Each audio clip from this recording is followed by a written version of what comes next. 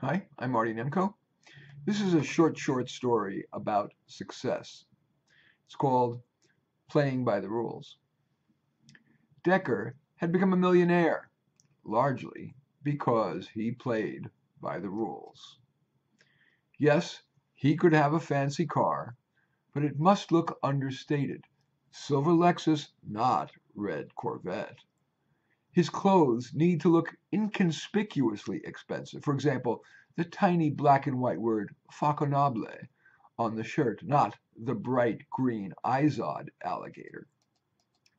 Decker was tired at the end of his venture capitalist workday, but the rules deem visible fatigue or any emotion other than mild pleasantness unacceptable. So he took a deep breath, struggled out of his car, and turned his game demeanor back on for his second shift, the one at the club's bar. That demeanor was well practiced. Of course, shoulders back, head slightly above 90 degrees to look confident but not pompous. No matter how tired you are, you must stride, not trudge, but not so fast that you seem hurried. As the old commercial said, never let them see you sweat. Inside the bar, the stride must give way to a confident amble, certainly, though, not the padding of an insecure wannabe. Decker had tried out dozens of smiles in front of the mirror until he settled on the one that appeared most natural and brought out the best in his facial features. And Decker practiced it until it was firmly in muscle memory and could be summoned on command.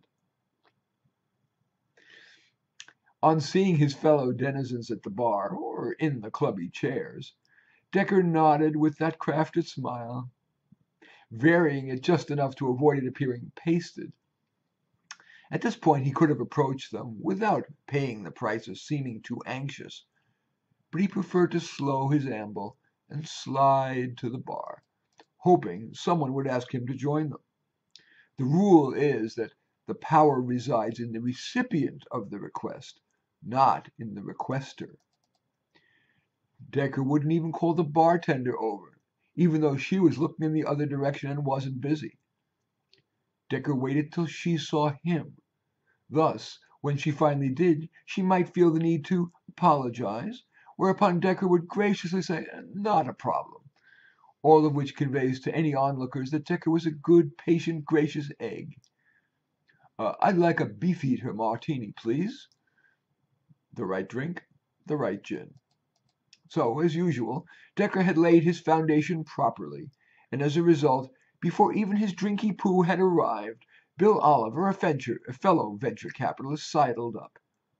All clubby types had read How to Win Friends and Influence People, or one of its myriad derivatives, and they knew to not talk business too quickly. So although they had not the slightest interest in each other's family, hobbies, and other innocuities, that was the discussion for the requisite first 5 minutes. Decker kept a list of even casual acquaintances' spouse and kids' names and core interests, so he could toss off, for example, "Bill, I recall last time we spoke you mentioned you were hoping Bradley would be getting into Choate. Any luck?" Decker would not, of course, say, "I recall you were trying to pull strings to get Bradley into Choate." That would violate the rule against willfulness. Decker and Bill were in the middle of their pre-deal dance when Decker's phone rang. "Would you excuse me a moment? It's my boss." Decker ambled to a quiet spot and listened. "I'm so sorry to have to tell you this, Decker, but I wanted to let you know as soon as the decision had been made. Decker, we've decided to go in a different direction." Decker couldn't maintain his the rules demeanor.